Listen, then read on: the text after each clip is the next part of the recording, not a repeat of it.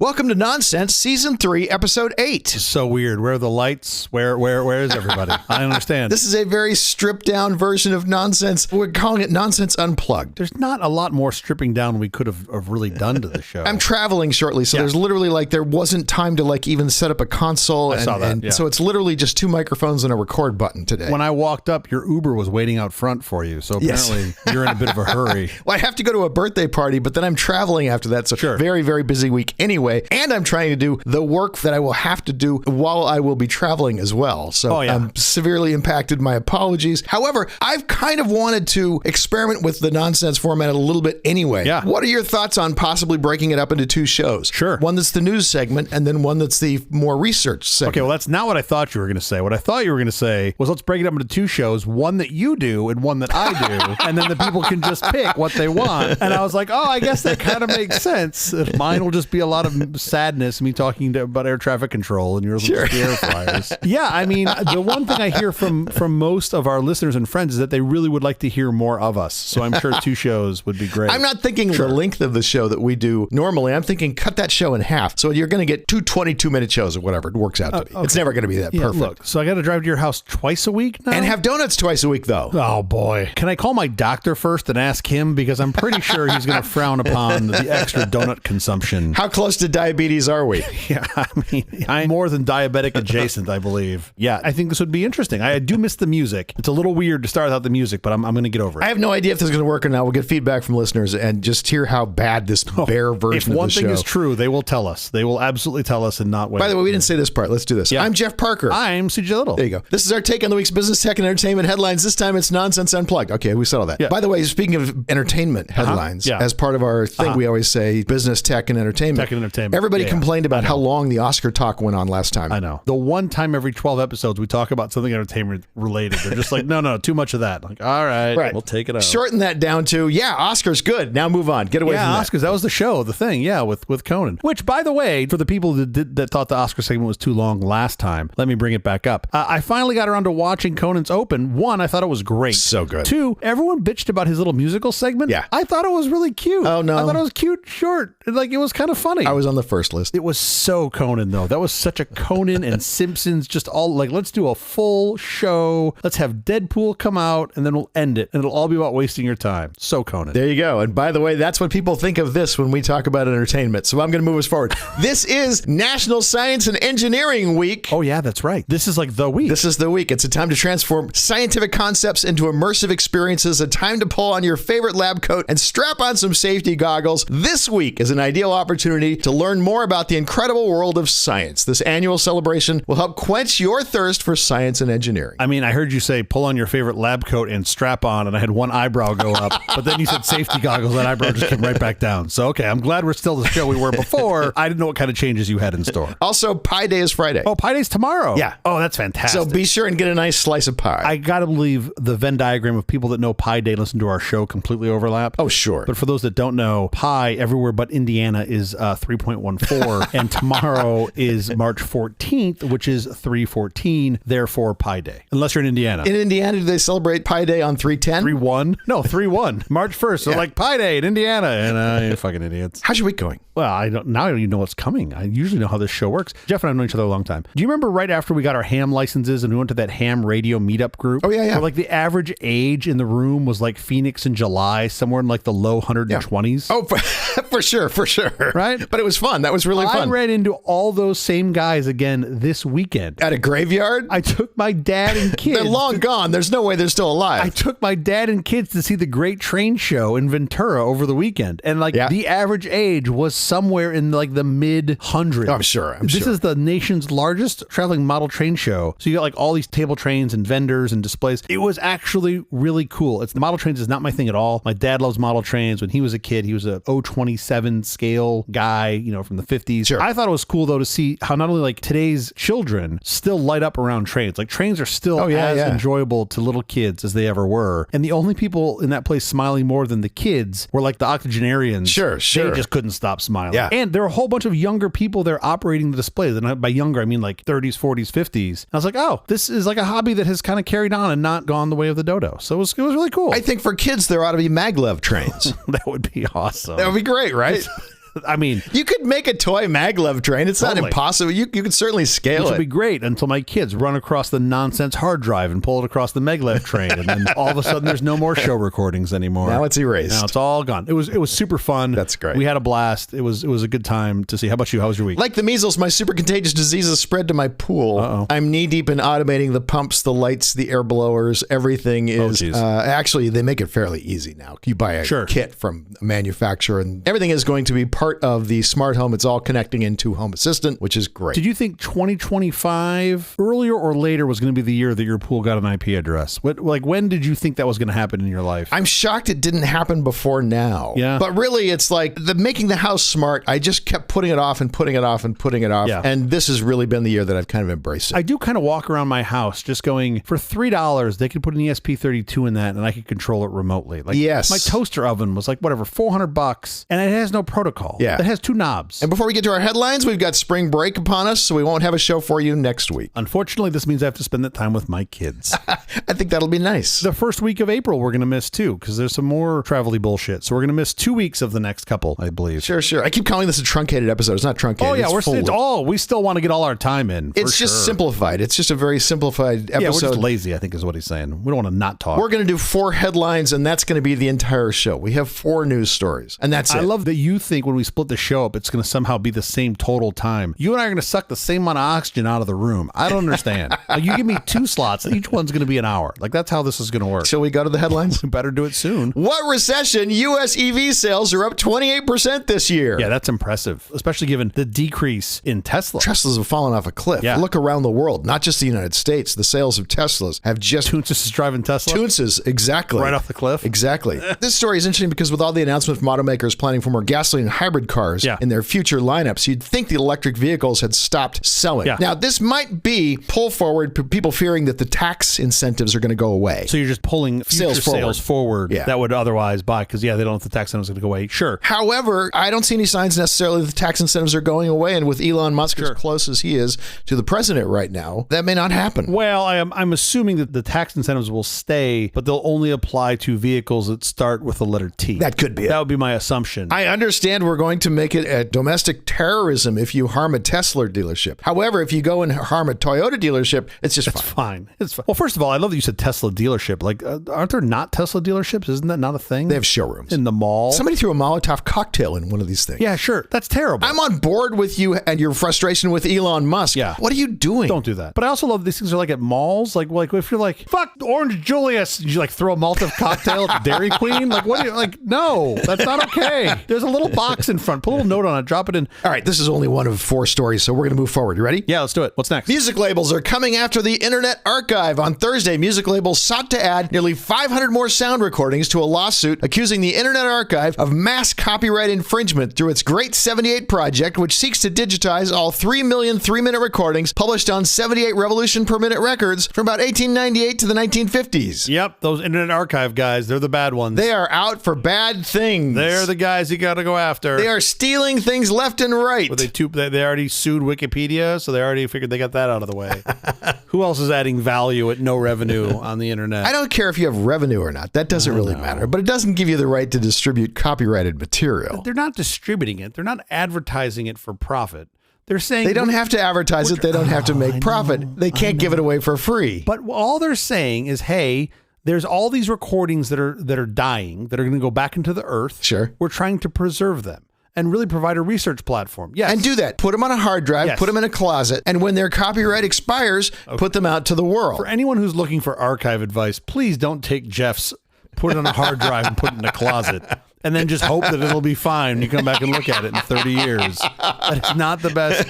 What you need to do is put it on the punch card. You put it all on the punch card, store that in the closet, and then you'll be fine. Okay, that's what you want to do. That's great. I understand your point. Your point is that these, every one of these had at some point and may still have an active copyright. A valid active copyright. Yes, and there are going to be songs that have been abandoned where there's no longer any errors and things like that. Fine. Sure. Go nuts. Enjoy those. Like Baby Got Back. Abandoned. Is that abandoned? No one's going to enjoy that. I doubt it. I highly doubt it. I totally doubt it. That's probably worth a lot of money. I was going to say that's paying for somebody's lunch as we speak. But the point here is these guys have Internet Archive. Yeah. has tried to organize a bunch of people, a bunch of archivists that are digitizing these things. I listened to several of these. I did too. They're really good. They're great. They're really, really good. Especially the really, really old ones whose copyrights are available. There were some of those that I listened to and I just went, this is great music. And they seem to be, I haven't read the documents in the lawsuit. They seem to be standing behind, they being the Internet Archive, behind some part of the Music Modernization Act, which was put in law in 2018, that says as a library, you can provide works that are kind of commercially unavailable.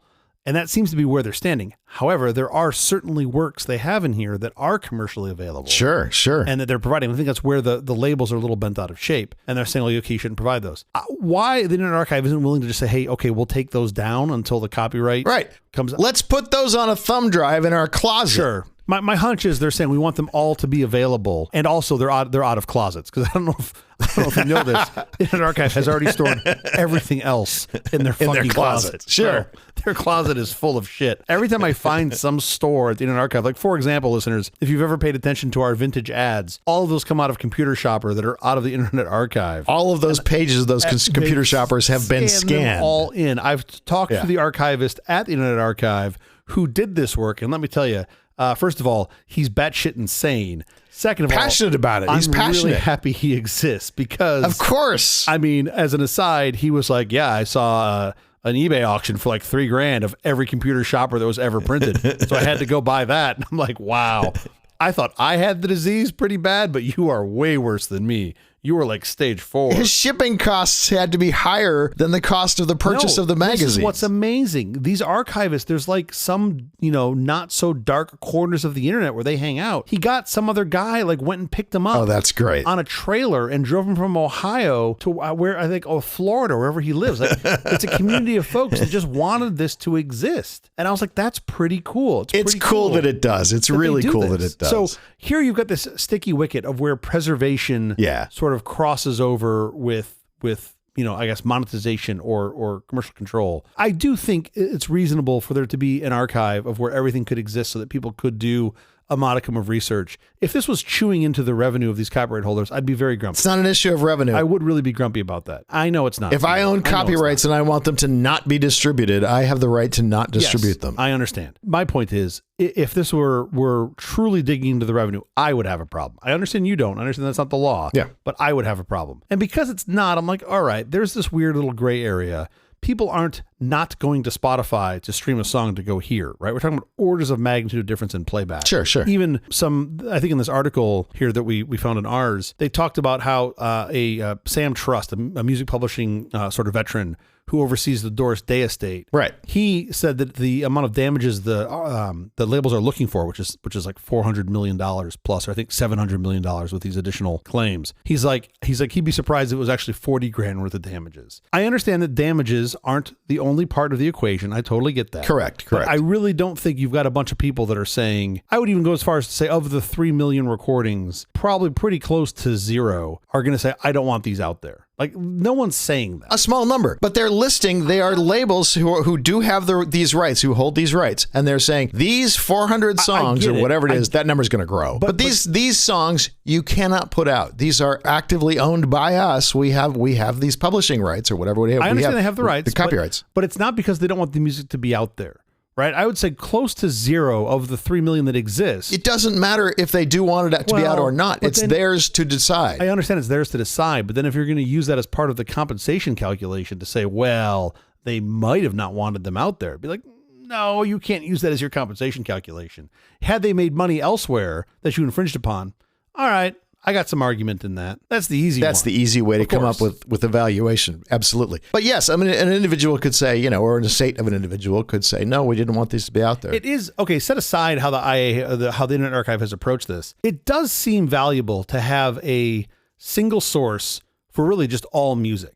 Like if you want to go do some research on this, it does seem very valuable to have a source where you can go say, I want to pull every song via some metadata to be able to do some research. I don't think that exists. No. It does seem like that should exist. And again, I'm not saying that's what the Internet Archive may say their desire is. I don't think they've achieved that here. but that might be where they're trying to go. Obviously, they can put up everything except things that have active copyrights, and they're welcome to do that. These older songs, sure, they've bought collections of records from people, 78s that various estates had up in an attic somewhere that were gathering dust, doing nothing, and as far as they know, in some cases, no other copies of this music exists. Yeah, the masters are long gone. This is all they have. How do you, as a pro copyright guy? How do you, and not to say that I'm not a pro copyright guy, but I'm not at the level that you are. How do you view the Internet Archive's work with the Wayback Machine on the web? Because all of that is copyrighted content that they are, quote, stealing. It's a whole nother issue, especially when you get into things like the New York Times, who does actively exercise their copyrights. Set aside the New York Times and WAPO and publishing, just like websites at large, like what pets.com looked like, right? Or what the front page of the San Francisco Chronicle looked like 20 years ago. That is copyright infringement, right? Chronicles, exactly. Chronicles, the exact same problem with the New York Times. I was trying to go back. If the owners of pets.com don't mind you archiving their website, great, archive away. But if they do mind it, then you think it shouldn't exist. Then it shouldn't exist. It's theirs. But then there's no archive, right? You can put it up once the copyright is no longer valid. Sure. In 150 years. It's not 150. Hey, did that guy from pets.com die yet? No, fuck. Take it down. You gotta wait another fucking 100 years after he's dead. Let me tell you. But you don't have the right to just put it up, without having. You don't have the right. Yeah. But what do you think it should be? Like if I gave you, if I could reinvent copyright entirely, give you the pen and you get to write, you by yourself get to write what copyright law should look like. What would you write down? That's a great question. This is like such 3 a good episodes question. worth. Yeah. On a website, what should the copyright last for? 20 years. I mean, should be some nominal amount of time. I mean, and by the way, you should have to check in the owner of the copyright, or there should be some central database so that we actually know who these people are, and they should be pinged every 10 years. Is there still someone here who owns this? Well, if you're saying 20 years, the maximum copyright, 10 might be a little far off. I think you probably the point is you want check-in and you want a reduced copyright period. For web pages, right? For songs, no. Oh, just for web pages. I was just saying for copyright. Okay. Oh, wait, hold on. Why are songs different? Oh, songs are very different. Oh, please enlighten me. How is the creative work of a song different than the creative work of a website? Hold on. I got my listening ears. A song is more along the lines of a novel. There's more to it than just copy to sell dog food. Of course, there's so much JavaScript embedded in a song. Pages and pages. A very, very old. I don't know. Make it the same if you want to. You're right. I am making a qualitative decision. Yeah, because you're saying terming it based on the qualitative decision, and that more creative work in a song. That may not be fair. Yes. Well, that's fascinating to me. I've never thought about copyrights being different based on the type of content. That's never really crossed my mind. Yeah. I gotta believe if you take anyone steeped in one medium or one sort of type, they're going to view theirs as the harder one, right? I think that's probably true. And it does get very complicated, of course, if you start breaking it apart into types. So let's just say we keep it all the same. Let's go back and revisit the same question. How would you rewrite copyright law? What are the 3 big things you would change if you had a magic mighty pen? I do think you have to have some sort of periodic check-in. Okay. Let's say every 10 years. Okay. If you're the owner, you need to check in with our central database of who owns what. And why? Why do you have to check in every 10 years? We need some sort of ping to know that you're still out there. But what if you're still alive? They just cut you a check and it keeps clearing. Isn't that enough? Oh yeah, I guess. I mean, is the check is going to a corporation? The check the check will always clear in those cases. Part of it is because the copyright owner can change. Totally. You can sell it. This is going to get complicated. Real after fast, 35, yeah. Well, you can sell it, yes, but also after 35 years, if I write a bunch of songs and I sell them off to somebody, after 35 years, I can get them back. Is that only for music or does that apply to all copyright? Great question. I don't know the answer to that, but it's definitely a part of music. It's part of film too, so for sure. If I was a developer on WordPerfect and I'm like, hey, WordPerfect 5.0, I demand it back. That's different because that's work for hire. Oh, that is considered. Yeah, you're right. It's not the same thing if it's a work for hire. Work for hire. Because work for hire, you've got a contract and then you've given up that right forever. Oh, fascinating. Yeah. So this would be more the case. You can still have software that's not work for hire, right? That you did yourself. You own of course. Right? Yeah. And you sold that. Yeah. And then you sold it and then you get it back. So basically there's got to be there's a whole bucket of shareware providers 100% who now could go back and get their I want my dial-up modem back. Oh, sure. And I'm pretty sure the guy on the other end would be like, all right, how about $10? Sure. No? How about $8? Give me something. Oh, man, that's the thing really after funny. 35 years. If you want it before 35 years, if you want it at 31 years, you need to go make some negotiation, and that number is going to get smaller and smaller the closer you get to 35 years. Yeah, basically you probably take whatever you could profit off in the next 4 years, cut it by 20%, and that's your number. All right, so you'd require check-in. Yeah. You'd make the duration shorter. Did you say that, or am I impressing that upon you? 100 years it is now? 100 years is what it is now? 100 years after death or something like that. Yeah, I mean, some term after death. 100 years just sounds crazy. I mean, do you feel like the necessity of copyright protection, especially specifically as it applies to duration, should be viewed differently now than it was 60 years ago? No, it's the same thing. If a corporation makes a feature film and they put hundreds of millions of dollars into it, they're going to want to be able to reap the benefits of that motion picture for a long time. But it seems like you've got like the tail is a thinner tail than it was 50 years ago. Like it took longer. What does that mean, a thinner tail? If you think about the distribution, the graph of revenue, right? Yeah, for sure. The hump was farther out, and then you had this sort of fat tail previously. Like you just kept making money on it because people hadn't seen the movie, and you had some mark you haven't gotten to. Now you reach the whole world in about 12 nanoseconds. Sure. And then I feel like you could argue that you can, if the view of copyright, I know it's not, you're going to yell at me for this, if the view of copyright is to give somebody protective rights to be able to monetize that content to its, quote, fullest extent, you can do that faster now than you ever could in a previous point. For sure. So then should the law reflect that? Should that become a shorter period of time? I would think yes, but I can certainly see some arguments against that. Although things become valuable again. Totally. I mean, you do have songs that come back and they have a second life. Eminem does uses one of your songs as part of his rap song, and suddenly Dido's a huge hit, of course, huge success again. Yeah, of course. I actually think that, to me, I love that you give that example. I think that is an awesome example of copyright working well. Yeah. Right. Where you can do that. And it seems like now, better than any previous point in time, artists have realized the value in that and allowed that to happen. I think about was it Ocean Spray? Like that random guy who was drinking a bottle of Ocean Spray, right? And playing Fleetwood Mac.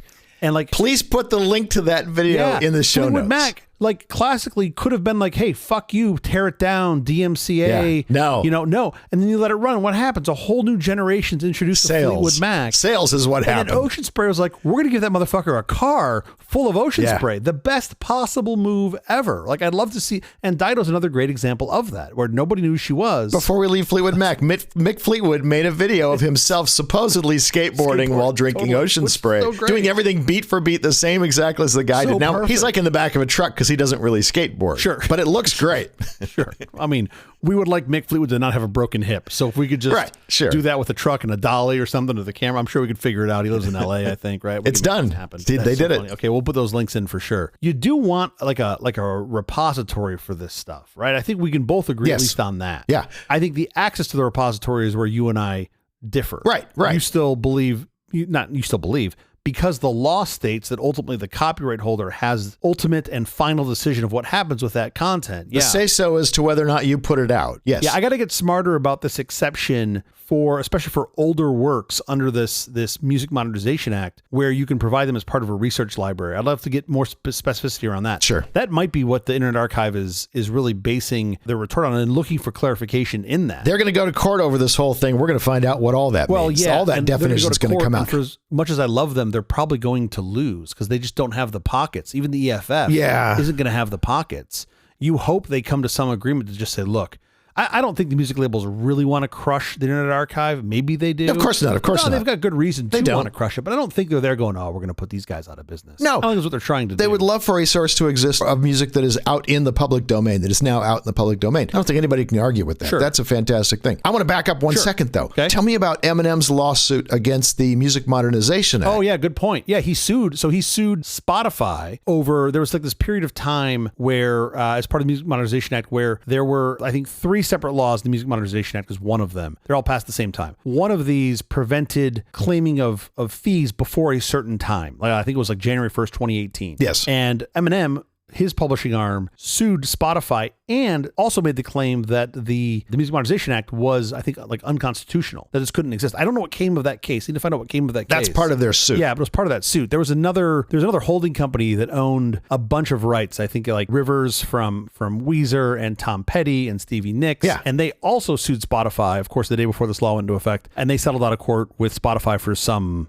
dollar amount. So there have been several, let's just say, bits of unhappiness around how Spotify's treated us. I don't think Spotify's done a great job. I think Spotify's certainly got its share of... They've done a great job of pissing off musicians. Well, yeah, but this comes back to like the big picture where I just go, man, the folks that sort of control the mass of media. So I'm thinking film, I'm thinking TV, I'm thinking music. They should have been the ones organizing better access and better platforms and ultimately own that. And they classically haven't. Like, we didn't have digital audio at scale until Jobs forced it upon the labels with iTunes. Well, it didn't really exist before that, right? It was all like wrapped in DRM. You had Sony, who did a terrible job with the Kinect. Yeah. Those were all stillborn. And Jobs like, no, here's how we're going to do it. And you're not going to like it, but here's what we have to do. That should have been owned by the record companies, not by fucking Apple. Sure. Why does Apple get a 30% take? What happened was people were getting music for free. Of course. And so Jobs was presenting the labels with the idea, what if we, did $1 a song or whatever the number was? It's a small number because you're used to selling albums full of music. And they're like, absolutely not. We need whole albums. We need to sell whole albums, right? They pushed back hard. No, they had to make a deal. He couldn't sell those songs until they made the deal with him. But they didn't have a choice. They wanted to get on that platform, right? My point is they should have owned all. They should have done all of that first. They should still own it. They should still own it. It's not too late. But you missed it. Like, you missed it with digital with Apple. You missed it with streaming with Spotify. Yeah. My presumption is now, like,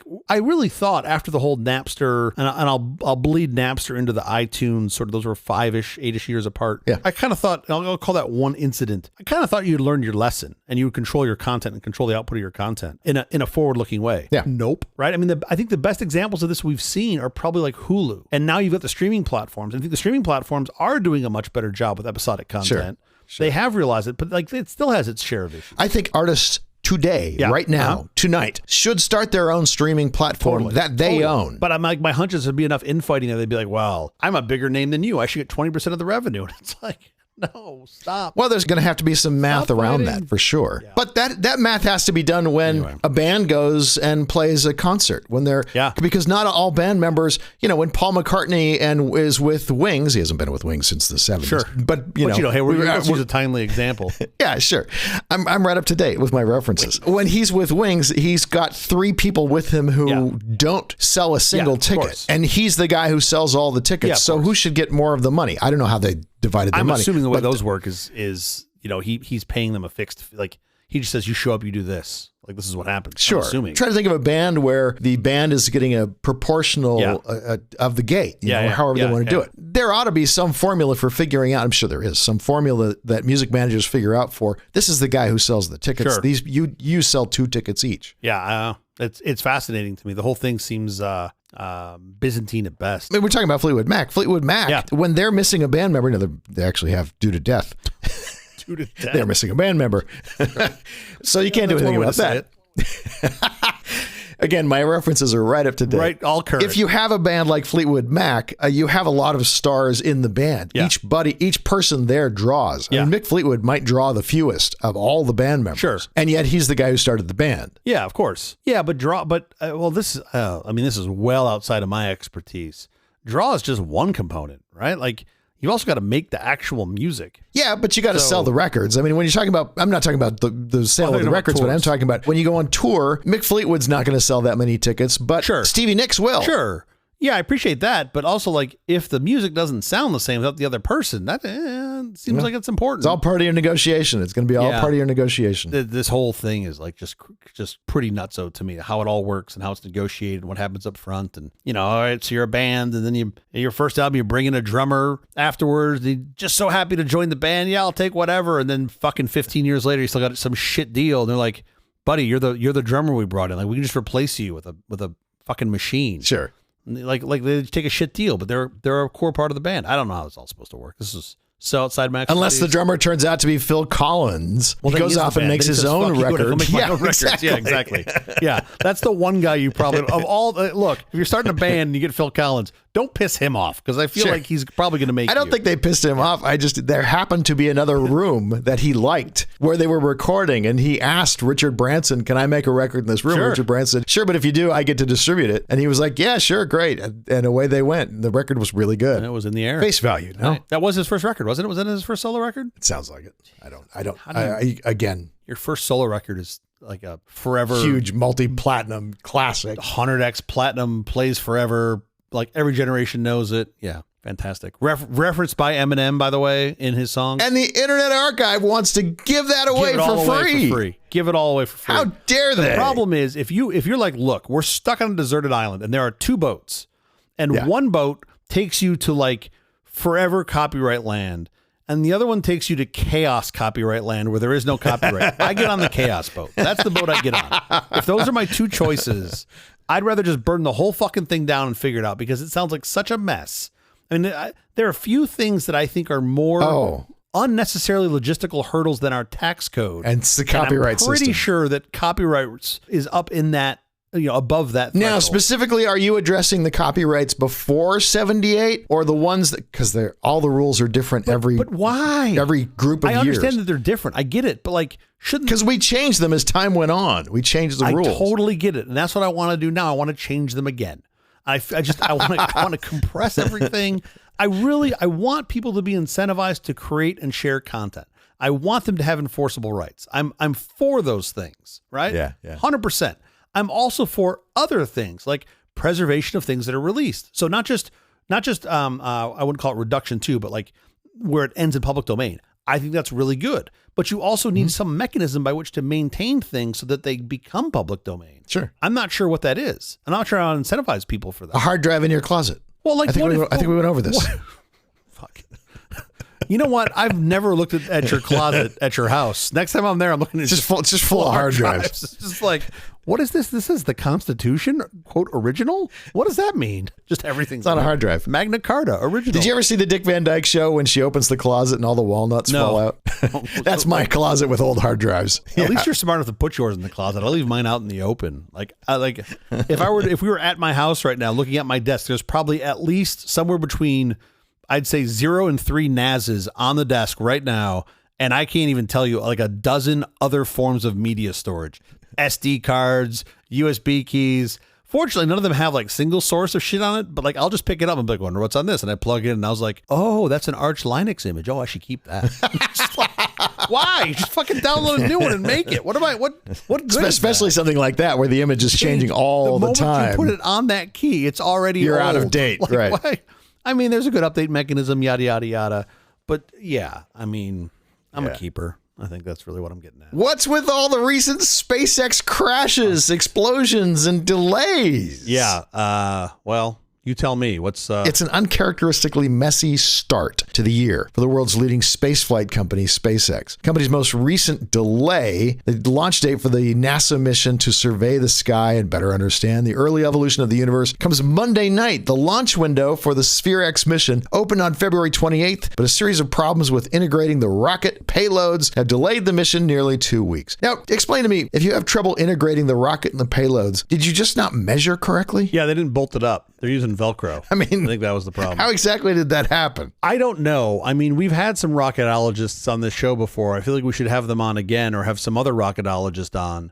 These sound like very complex systems. And like also when these things divide by 0, it's not like a Control-Alt-Delete. Like you have a massive event that happens over the Pacific Ocean. So that's the Falcon 9 that launches the Starlink satellites into low Earth orbit. One of the rocket's 9 engines suffered a fuel leak during ascent due to a lack of oxygen in the thinning atmosphere. The fuel leak did not preclude the satellites from reaching orbit. But when the first stage returned to Earth, it caught fire after landing on a drone ship, toppling over. Again, this happened again in August. This happened previously in August. Not a rocketologist, but I think that's bad. I think fuel leak, typically speaking, in any environment, bad, with one exception. Not to be recommended, sure. There is one exception where I know a fuel leak is not bad. The SR-71. Leaked fuel on the ground because the seams hadn't closed. They had to get the thing up to speed and get it up to temperature. and then all the panels would swell from the heat. Oh. And then it would seal up and not leak fuel. Yeah, put that into your 1960s engineering bucket. They're just like, oh yeah, no, it leaks. You're like, what do you do? Go faster. You're like, wait, what?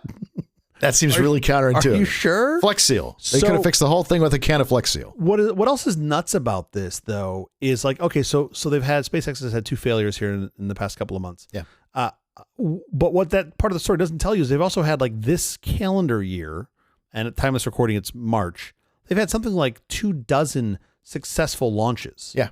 That is bananas. That is more than the entire rest of the world, including China, combined, who I think has had like 19. If you don't care about safety and you don't care about, the pollution and things that you're throwing up into the environment, which SpaceX over time we've seen, they just don't care about these things. Yeah, well, you just keep launching satellites. I'm telling you, one of these satellites one of these days is going to collide with something, and you're going to have so much space debris. Okay, let's you're going to have a disaster of epic proportions. Let's double click on what you just said there, because you put a couple things into the good old archive, the nonsense archive.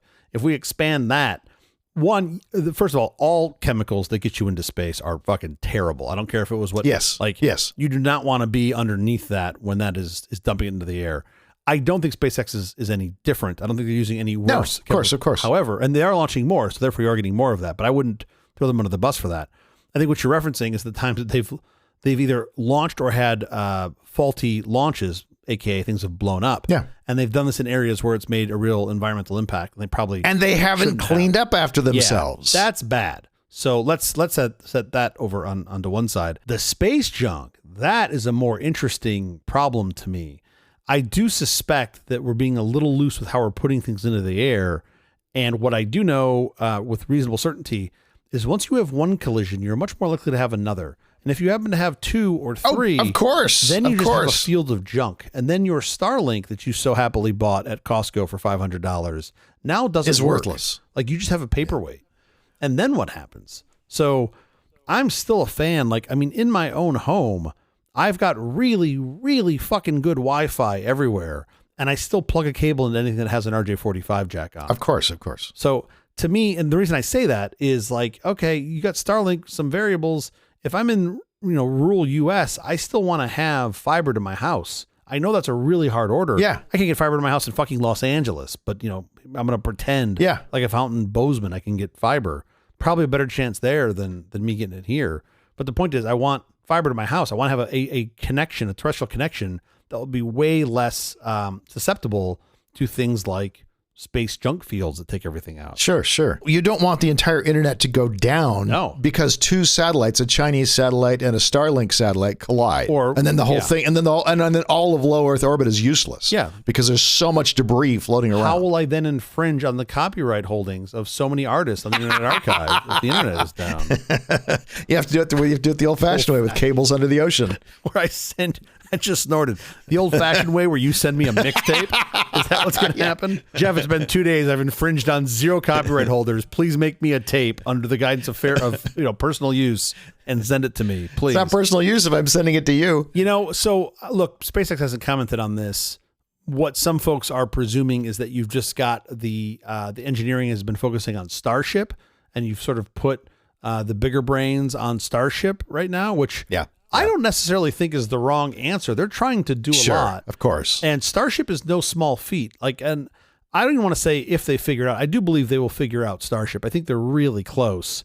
And folks like to jump around and dance every time they have a failure. But I'm just like, oh man, I don't know. They because of some of the things that they do, which I don't necessarily agree with, it has allowed them to propel themselves forward, pardon the pun, faster than normal. So I think you're going to see Starship fly successfully very soon, like probably this calendar year. I don't know their schedule, probably this calendar. So you think it's okay that Tesla crashes into telephone poles all the time? No. Because it's better that they move forward faster than more carefully? No, because that's not forwarding them faster. That's a great example of where it doesn't pulling work. us all backwards. It's giving autonomous driving a bad name. Especially the guy that fucking hit the goddamn telephone pole. It's pulling him backwards. Yeah, well, sure. No, this is where I think those two are not comparable. I feel like if you go, well, I'm going to go a little faster here and do this thing and maybe I shouldn't. All right, maybe. I don't think it's right. I'm not saying it's right, but it does have the added effect of moving it along faster. My hunch is if you get anybody, quote, inside at Tesla to talk about their autonomous vehicle program, they would claim that they're getting more data by running these systems, and that would allow them to make a better system. That's what they would claim. Well, they are getting data where they weren't getting data. I don't know if they actually are. Are they actually pulling this data back and doing something with it? Is it really providing value? And if the answer is yes, they are. What the fuck is your time frame? If the answer is no, they should be. Yeah, if the answer is no, they should be. I think the answer is no, maybe. And there's so little in that business to prop it up that they just they can't go backwards because they're not going forward. So if you were to regress on any of these things, I really do think you would notice, more people would notice the emperor has no clothes. I mean, there's not been a new model in that company for how many years? I don't know, it's like 7 years. I guess you got the Cybertruck. You got the Cybertruck, sure, the meme thing. But they're not innovating. They don't seem to be innovating. And I do think self-driving, autonomous vehicles, L4 could be a great saving grace for them. They seem to be farther away than anybody. And they seem to be slipping farther and farther back. I mean, the more publicity you get about... Yeah, I'm not sure they're slipping. I mean, sales are declining precipitously around the globe. For various reasons. I don't think there may be more reasons behind I don't think they're falling back per se. I think everyone else is progressing forward, and they're not. Their numbers are actually way down. Oh, their numbers are sorry. Oh, sales. I'm talking about AV progress, specifically autonomous vehicle progress. Yeah, of course. I just feel like that's been they're on to the next thing that looks interesting. That's what I feel like. I don't even know what that next thing is. I don't care if they ever come out with another body style. I don't care if they ever update any of these new models. I honestly, truly don't care until they fix the safety issues. Yeah. A Tesla parked in a parking lot and someone accidentally backs up into it, and it makes hardly any effect on the car that backed up into it. And the Tesla looks like somebody crumpled up a ball of tinfoil. You've just described every vehicle on the planet, including an Abrams tank, when it hits my Excursion. When it hits my Excursion, I'm just like... Oh yeah, that's not a problem. It's it's a scratch, not even a scratch. I'm just like, oh, you knocked off some of the rust. Thanks, man. Whatever those Tesla body panels are made of, whatever those panels are made of, it's just the smallest little hit, and those things they just look like a disaster. You don't even need the hit. I mean, my favorite. I see these probably I'd say once a week. There will be some Model 3 or Model S on one of the sedans driving on Ventura Boulevard with a wheel arch that's just 90 degrees off to the side, flapping in the wind. And I'm like, what the fuck? And people have been like, oh, I try to get it fixed. They won't, I can't get into the service center. So I just leave it. I'm just like, awesome. Great. Cool car. Cool. That looks great. Our last story on this very strange, truncated episode of nonsense. And still, we're going to stay on autonomous cars. Okay. VW takes their robotaxis very seriously. Yes. They're testing them in the icy, snowy roads of Norway. Yeah. Okay. So first of all, when I read this, I immediately thought about the whatever the lead engineer was, who's been working on this thing for 6 years. Sure. He was like, "Where are you going to test the car?" And they're like, "Oslo." He's like, "Fuck." Why would you take it to like that? But I really, because it's the hardest one. It's the hardest problem to solve. I really appreciate that they're doing that. That they're like, oh, driving in Phoenix in the sun, that's fucking easy. Sure, you can see the lines on the road. They're like, how about we take all of that away? Yeah, and I'm really impressed by that. And they're doing this on their ID Buzz, which is a vehicle that, for completely separate issues, I was excited about. Sure. What most people don't know is that my wife has a infatuation for VW Bugs. She was excited about these, and they came out, and I was like, that looks terrible. When I saw it in person. Well, okay. We'll see. I'm still optimistic. Might still get one. They will do new models. They will do those. Those will get updated. But the AV, the autonomous ID Buzz, is really kind of compelling to me. There's something about a modern looking VW bus that is also autonomous that just breaks my brain. For folks who don't know cars, the VW bus is one of the easiest vehicles in the world to work on. You can literally pull the motor out with your hands in a parking lot. Sure. It's this air-cooled motor that just plops out the back. And for them to be potentially a leader in autonomous vehicles, great. It just makes my heart smile. It's the best. You've gone from one extreme to the other. Of course. And I think it'll be even more funny when, in typical VW fashion, they're going to get the sword. It'll be a great autonomous vehicle program. They'll be doing level 5, crushing it. And then they'll publish the source code and it'll be 8,000 lines of Python. They'll be like, there it is. There's the whole thing. And you're just like, oh. Super simple, very thoughtful. Yeah. All air cooled. You're like, wait, what? Anyway. I think this is pretty interesting. That was always the thing with the bug is every kid of my generation knew how to take that engine apart and how to fix things on it. Because you probably were going to make it to school in that thing. It probably was going to fail, but it was so simple. It was just so simple. It was, that was the great thing about it. By the way, talk about overcoming your origin story. Yeah. Volkswagen? Yeah. Yes. Well, it's the Hitler car. Yeah. Well, we got the little black guy with Dieselgate. That was not their best look. That was later. But the actual origins of this thing. Let me be clear. I'm not trying to put Dieselgate on the same level as Nazis. Okay, please put down your pen, dear listener. Don't write me a letter. But I'm just merely saying that they've made some mistakes along the way. But please carry on. I think this is super impressive, and the fact that they're doing this in Oslo, Norway, and expecting to improve driving in any environment. This will improve their driving in every environment. And they're doing this, I think, primarily on their own. They've had there's some sort of consortiums before. Most of those I think have been abandoned or given up. Like even Uber has punted their autonomous vehicle. I think they gave a check and some of their tech or all of their tech to Aurora, who's working on trucks now. And I love that Aurora has taken themselves completely out of autonomous vehicles and moved to autonomous trucks, which is a much simpler problem. Well, yeah, okay. Autonomous cars, I think. I mean, it's still a vehicle. Truck's still a vehicle. But trucks are much simpler. What they're doing is mostly on the freeway. Yes, agreed. Like that. When you say much simpler, you do have 100,000 pounds in there. So you would hope that it's also doing it really well. You needed to do it well for sure. But I'm optimistic. There are plenty of companies doing it who are doing it quite well. In Nevada right now, there are autonomous trucks hauling goods from point A to point B pretty much flawlessly. You hear of almost no incidents. Yeah, which I do think, I still believe in this. I think it's the future. I think what we've really found, though, is that it's not as easy as maybe the hype got us to believe, where we were, a year or two away. As it turns out, this is hard. This is a hard problem. Autonomous vehicles generally. Yeah. I mean, I think autonomy in any system, especially with humans, is hard. If you think about the computation you're doing per second while you're driving a vehicle, for most of us, it's a lot. Now, some of the people on the 405, they're doing one computation a second. I'm usually behind them. And that's fucking terrible. With a pencil on the back of an envelope. Oh, man. I'm just what are you doing?